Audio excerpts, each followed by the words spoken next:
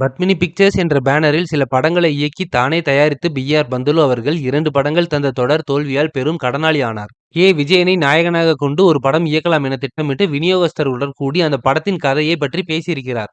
விநியோகஸ்தர்கள் பலர் இந்த கதை அருமையாக இருக்கிறது, ஆனால் விஜயன் வேண்டாம், எம்ஜிஆர் தான் இந்த கதைக்கு பொருத்தமாக இருப்பார், உடனே ராமாபுரத்திற்கு செல்லுங்கள் என கூறியிருக்கின்றனர். அதை கேட்டதும் பந்துலுவும் ராமாபுரத்திற்கு சென்றிருக்கிறார். பந்துலு வந்த விவரத்தை அறிந்து கொண்ட எம்ஜிஆர் முதலில் அவருக்கு உணவளித்துவிட்டு, உங்கள் படத்தில் நடிக்க சம்மதம், ஆனால் இப்பொழுது நான் வேறொரு படத்தில் நடித்துக் கொண்டிருக்கிறேன், உங்கள் கஷ்டமும் எனக்கு தெரியும், படத்திற்கு பூஜை போட்டுவிட்டு சில காட்சிகளை எடுத்து விடுவோம், பிறகு சிறிது நாட்கள் கழித்து உங்கள் படத்தில் நடித்து தருகிறேன் என்று கூறியதும் பந்துலுவிற்கு மகிழ்ச்சி. சரோஜா தேவி தான் இப்படத்தில் முதலில் நாயகியாக நடிப்பதாக இருந்தது. பின் வெண்ணிற ஆடையில் நடித்த ஜெயலலிதா நாயகியாக ஆனார்.